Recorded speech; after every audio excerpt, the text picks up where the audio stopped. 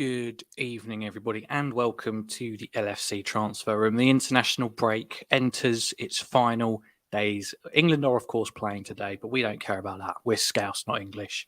And yes, well done. I do not have a Scouse accent, but the meaning is there, and the principle is also there. Plenty to get into today. It is, of course, another episode of the chat room, so please do get involved in the live chat. That is the biggest and best part of this show. It's by the viewers, for the viewers. So anything that you get down in the comments, a question, a thought, an opinion on anything, I will read it out and we will talk about it. That is what this show is all about. So please do get involved. Otherwise, it's a bit boring. It's just me talking. So let's have a bit of interaction, a bit of fun on this Monday night. The week has started and Liverpool get back into their Premier League campaign in, 5 days' time against Brighton. 3 p.m. kickoff on Saturday. And we will, of course, have a live watch along for that as well. So please do stick around about 2:30 p.m. That will, of course, get underway. Those of you who are just joining, thank you and welcome to the chat room. Please do get involved and please do like the video. That really helps us out. And please do subscribe to the channel if you haven't done so already. We go live every night at 7:30 p.m. You can also become a member by pressing the join button to get exclusive badges and emojis to post in the chat and show your support. Right, now that all the niceties and the thank yous are out of the way, let's get into today's show. Plenty to discuss, less so about the actual rumours themselves and more so the fact that there are so many rumours, as you can tell by the thumbnail. It's spiralling out of control slightly. You know, those first couple of weeks of September were bliss to some extent because the transfer window had just slammed shut. Oluwu, thank you, hope you're doing well. Because the transfer window had just slammed shut. And no matter what you thought about the way the window went, and I personally thought it wasn't the best and could have been a lot better, it was over. We could take a step back from all of that and just focus on the football a little bit. That very quickly stopped because the Queen died, and then it was followed immediately by an international break. So we've had to wait a long while for football to get back underway again. And it seems that not only are the fans bored, but it seems that journalists in the knows are equally as bored. And suddenly the rumours, the transfer rumours, the spins, the agendas have worked themselves back up again, almost worse than they were in the transfer window. Like there were weeks in the transfer window where there just wasn't much about us. Like once it was kind of set that we weren't going to sign anyone, like even journalists were just like, whatever, like Liverpool aren't doing anything. I'm not even going to try and write something about it because no one's going to believe it because it's like everyone knows we're not signing anybody. Of course, that did change, but you know there were long stretches of that window where there was no rumours, and that wasn't as ideal as now because obviously we are the transfer room. We want to talk about transfers and those kind of links. Now there's nothing. Now that there's no football. No transfer window, the rumours have ramped back up again because seemingly everybody's bored. Thank you for those of you who are just joining. Please do like and please subscribe. We've got Moyes Caicedo rumours, a long-standing interest from Liverpool, expected bids in January from several Premier League clubs, keeping tabs, including Liverpool and Chelsea. Brighton wants at least 50 million. Jurgen Klopp's main intention last summer was to bring Gavi to Liverpool, which I think is quite wild because there's never been any indication from anybody high up that Gavi is Klopp's boy. Like that was always Bellingham. I don't know. But on Jude Bellingham, he received many offers last window, but one of them mainly from Jurgen Klopp's Liverpool. I don't really think that makes sense. Real Madrid asked Bellingham not to renew or accept any offers, and his actions have made them believe he wants to play for Madrid. Now, instantly, I think that one's a bit stupid. I don't know I can't remember how good Marca are or not, but that's a bit of a slam dunk for a journalist to write, isn't it? Bellingham didn't accept it. Bellingham couldn't accept anything because Dortmund weren't willing to sell, or nobody offered enough for Dortmund to want to sell. So why would Madrid take that as Bellingham wants to come when Bellingham isn't the one deciding which club's offer is accepted and whether that value is enough for them? Elsewhere, one club who doesn't rule out going for the signing of Enzo Fernandez, 21 years of age, is Liverpool, whether that's in the short term or the medium term. The midfielder has a €120 million release clause, so Liverpool would have to spend big to sign him this winter. Bonkers. And a lot of you who will be joining will be thinking, what is this twat? Why is this twat even reading this out? We're never going to spend 120 million euros on one player. Hey, that's show business. That's just the news. Got to read it out. But Oliver, yes, in terms of injuries, Alex Oxlade-Chamberlain is fit. Not joking. Is not expected to make it a return to action until the end of October. So at the earliest. And that is similar to Naby Keita. So Oxlade-Chamberlain and Naby Keita probably out until the end of October, which does it even matter when they're back? Like, do we actually, do we see Oxlade-Chamberlain in training again and suddenly think, yes, the season's back on, the quadruple's back on, fellas? Personally, I don't, but hey, we'll see. Just a reminder, guys, this is the chat room. There's plenty of you in here, so please do get involved in the live chat. Any questions, any thoughts, any insults you want to throw my way, let's just get the live chat moving. Let's get talking to each other as well. It doesn't have to be me. Let's get some conversations going, because that is what this show is all about. And we'll go back through those rumours again and talk about them in more detail. Anissa, good to see you, says, you just knew the rumours would start up without Premier League football. I'm surprised it took as long as it did. I'll say that. It's, I guess they couldn't write about it during that whole mourning period. If you're from the UK, when the Queen died, there was a 10-day mourning period. So there wasn't as much, sports. You didn't have Fabrizio Romano coming out, here we go, whilst everyone's trying to mourn the Queen. But once that ended, there was still a good 2 weeks until we played again, and it's only now over this weekend that it started ramping right up. So yeah, I mean, you knew it would happen. I'm surprised it took this long. It's just frustrating though, isn't it? Because like, I know a lot of you will be in the same boat as me and thinking like, oh yeah, whatever. Like these are all fake. They're all done. This is people trying to make a name for themselves, get likes and retweets. But at the same time, in the back of your mind, I know you all have this as well. In the back of your minds, evening, Jen, hope you're doing well. In the back of your mind, you're like, oh, but maybe it's true. Mate, like, there's a slither, like 1%, 2% in the back of your mind. You're just like, well, maybe we are going to sign, maybe we are going to spend 120 million euros on Enzo Fernandez. I don't know whether that's a right or wrong decision. I'd edge towards wrong, because 120 million euros should be enough to buy you, some of the best players in the world. And is Enzo Fernandez that yet? I'm not convinced on that one. I'm not convinced. So that's a bit wild, isn't it? Anissa says, I feel like something might happen with Keita in January. Some rumours floating around that there's interest in Germany. Yeah, I remember on the stream last night, I think the boys were talking about Keita and Ox, weren't they? And trying to, because their contracts end at the end of this season, don't they? So they'd go on a free transfer, and from January they could just discuss with any club that they want to. So there's obviously a lot of talk about Liverpool trying to extend Naby Keita's contract, which could be read two ways. It could be read as Klopp actually rates him and thinks he's suddenly going to, come good and not get injured, or it's purely Liverpool protecting the player's value. Whether that's reflected in the money that's being offered to Keita, I don't know. You'd like to think so.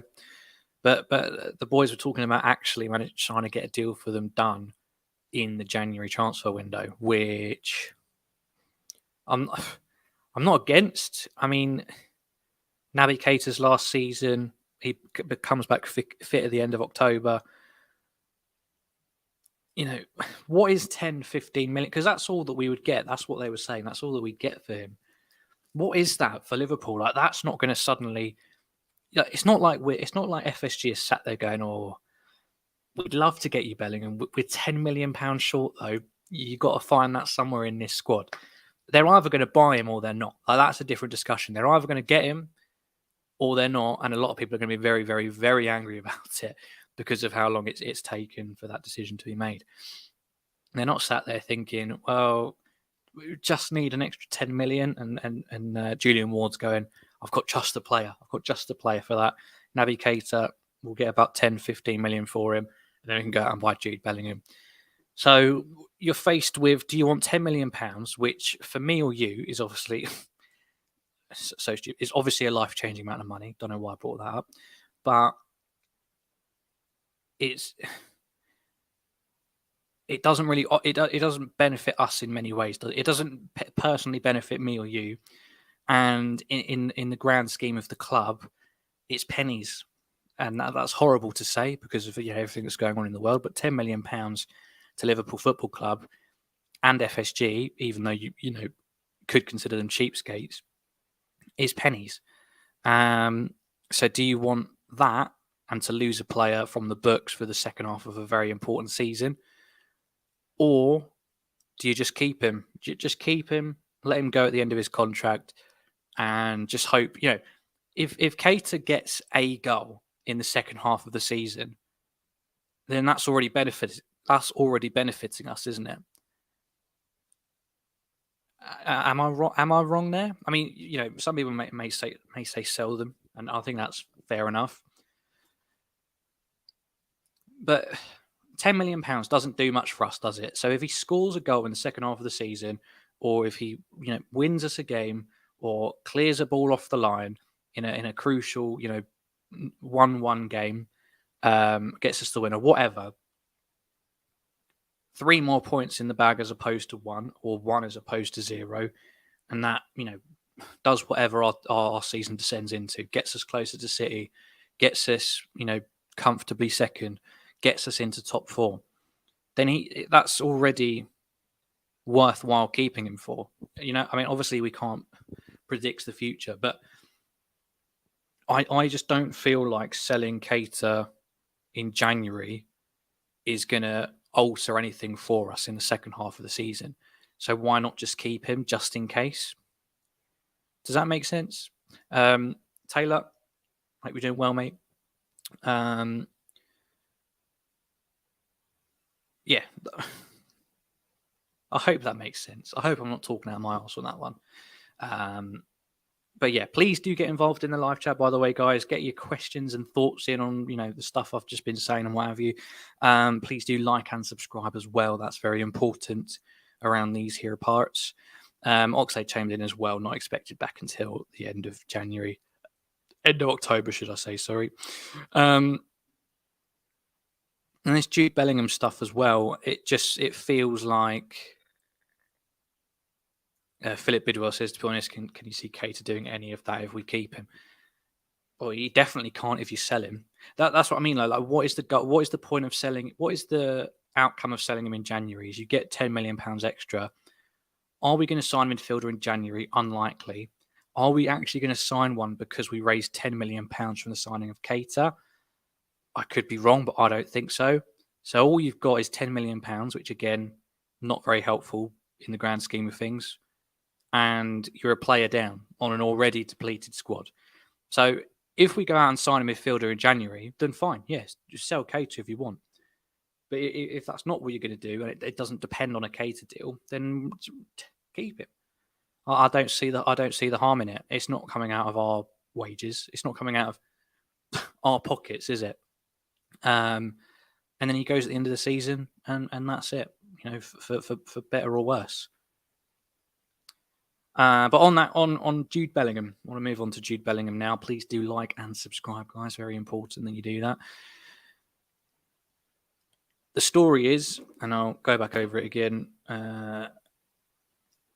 Jude Bellingham received many offers last window, but one of them from Jurgen Klopp's Liverpool, apparently. This is according to Marca. Real Madrid asked Bellingham not to renew or accept offers from other clubs.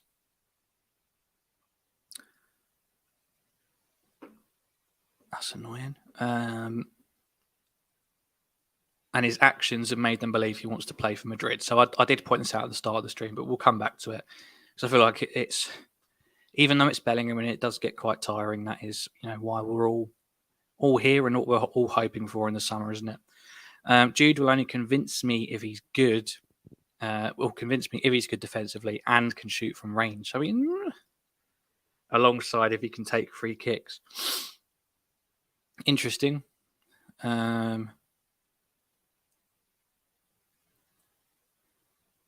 But yeah, this goes into my point of just how silly it all is, isn't it? You know, these international breaks, and it's, as I said, not just fans that get bored. It's journalists and in the nose as well. Because where was all this news? Where did this come from, and why has that suddenly come out? Like who's come out and said, "Oh yeah, Liverpool were a team interested." Oh, also Real Madrid told Jude Bellingham not to accept any offers, and because Dortmund didn't accept a bid, and because he hasn't moved, that means that he wants to go to Madrid. I mean, if that's true, it's a bit stupid, isn't it?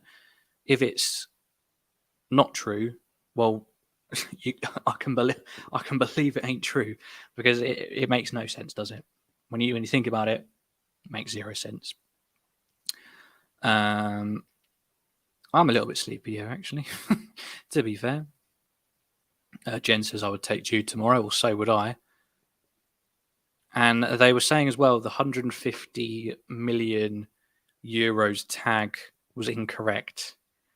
That's why I saw, or it was wildly inaccurate, I think was the better phrase to describe it.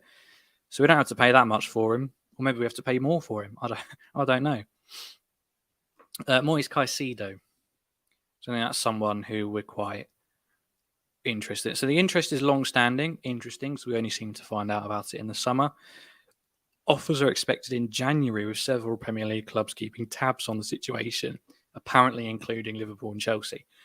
Now, this is again, if this is true, which I don't think it is, why, oh why, again, would we wait until January? Why would we not have just done it in the summer?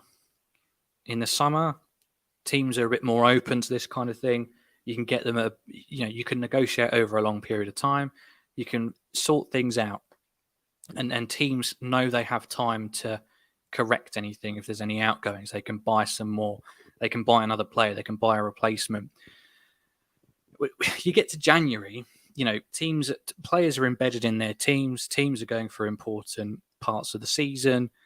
There's risk of injuries, serious fatigue.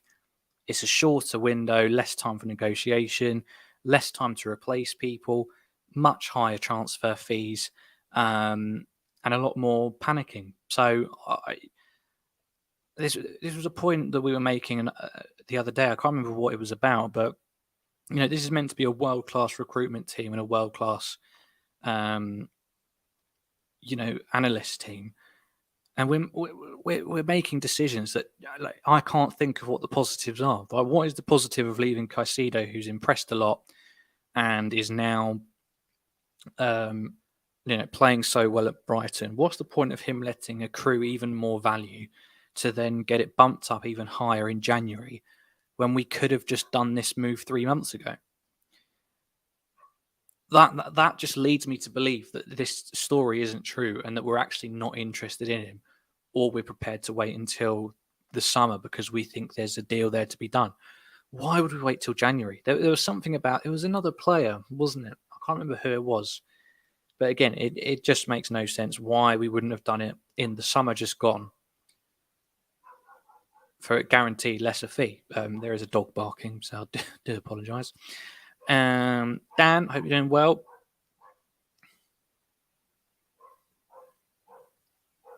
You can definitely hear that dog, can't you?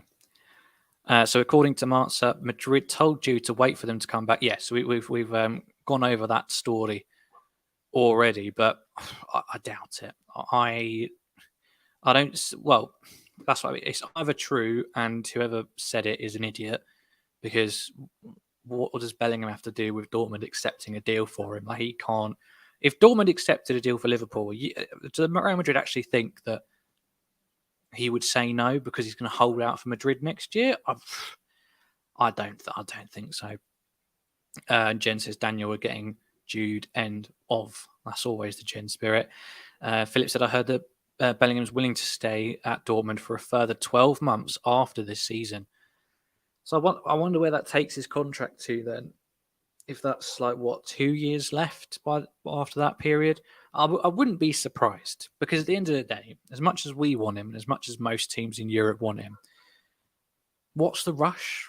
He is still a teenager playing in a good league. I give it a lot of crap, but for a youth player, a very, very good league. Playing in the Champions League every season because they are the second, third best club most years. Playing in Europe's top competition, and he's playing almost every single game. Apart from money and the chance of winning those trophies, there's nothing else to tempt him away. It's not like he's playing at a Schalke or a Hoffenheim. Like he's playing Champions League football week in, week out, and he's playing week in, week out. If you go somewhere for the money, you go somewhere to win trophies. You're probably, especially at his age with these other elite teams, he's probably sat on the bench for a lot of it. Game time here and there, the odd few minutes, the odd cameo. Stunts his development. And I don't know, could end up like Martin Odegaard, who has to wait a lot longer to prove his worth, and obviously has done so.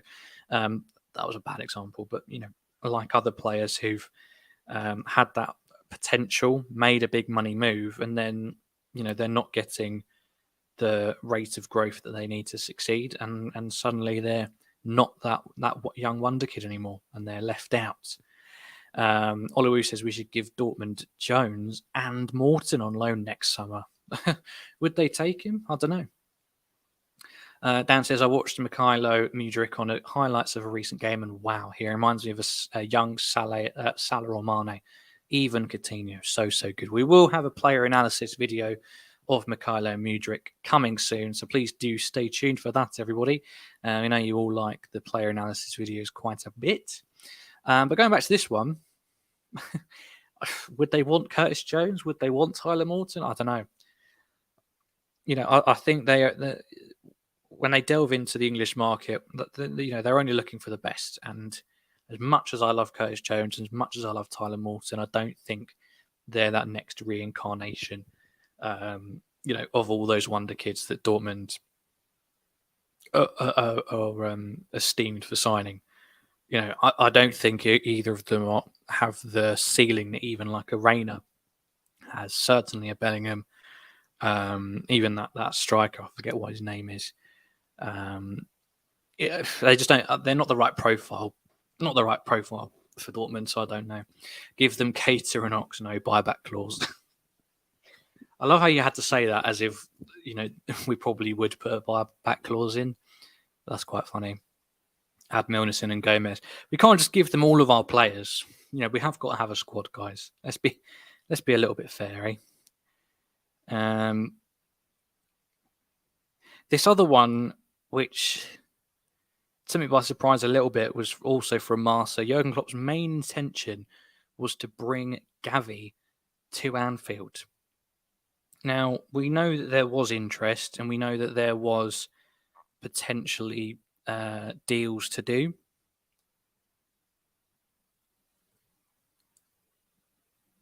But it never for 1 minute felt like we were going all in on Gavi. Maybe I'm wrong. I do not remember that. I don't remember it ever being the Gavi show. It was the Tchouaméni show, and then it was the Bellingham show, and what can we do, and when will we sign him?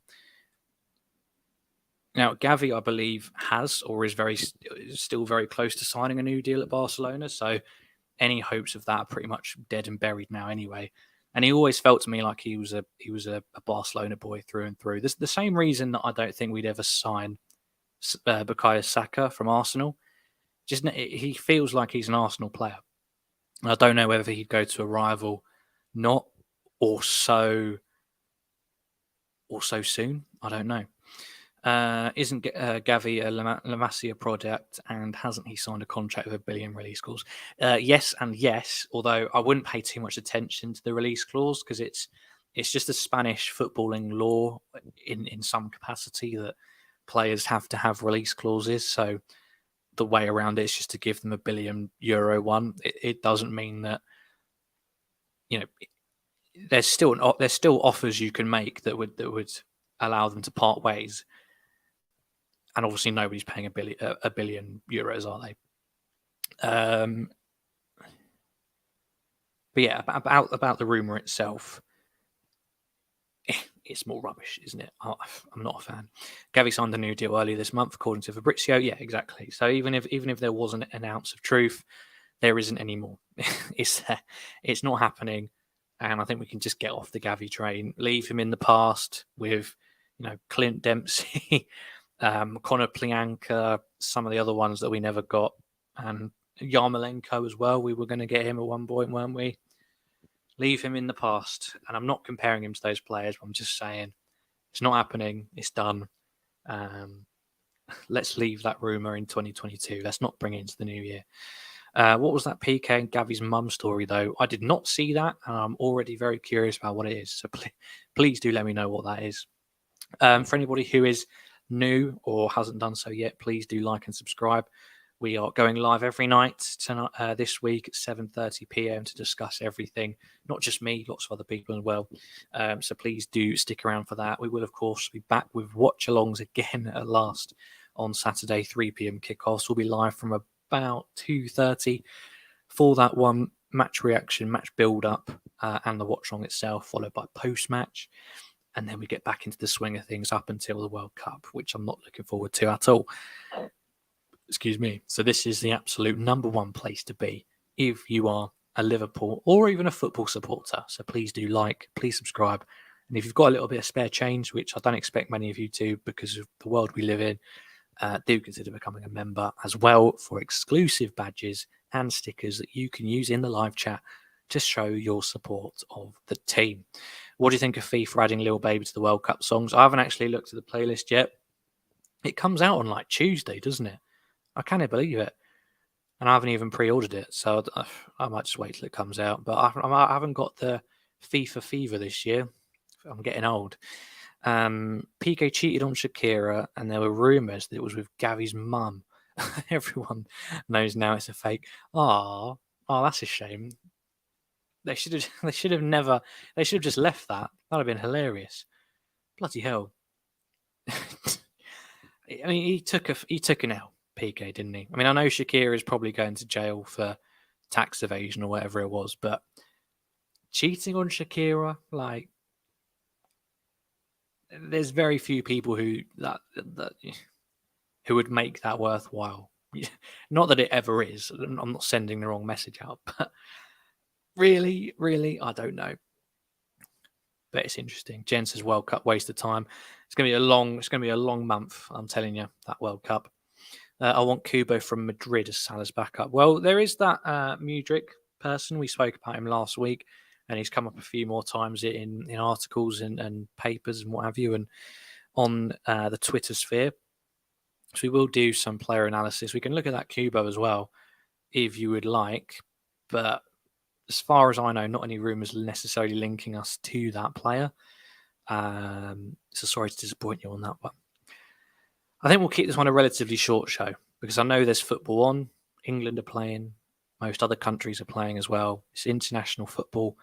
So a lot of people are watching that, even if they're not particularly paying attention or interested in it. I can respect that. I'd probably be doing the same thing if I wasn't doing this. So we'll leave it there. We'll be back again tomorrow, of course. With James, joined by a few others, going over whatever else comes up over the next 24 hours or so, and continuing the build up to the Brighton game, which we will have live coverage of, not the actual game, obviously, but live coverage of from about 2:30 on Saturday, preview on Friday, post-match reaction immediately following the game. So please stick around for it. As I said, please like the video. Please subscribe to the channel. We go live every night, 7:30 p.m. Thank you very much to everybody who's been joining and watching and commenting. Anissa says, do we think Trent is going to Qatar? Hopefully not. That would be... Well, maybe it wouldn't be bad if he went, trained, and didn't play. Keep that match, keep that sharpness up, make the odd cameo, but don't, fatigue yourself out playing it in some crap World Cup games. Like, who do they think they are? But yeah, I'm sure we can talk about that as well tomorrow. So make sure you ask James those sorts of questions as well. But thank you very much for watching, everybody. Good show. Thank you very much, Hollywood. Take care, everybody. Have a nice rest of your Monday, and we'll see you in the next stream. Take care.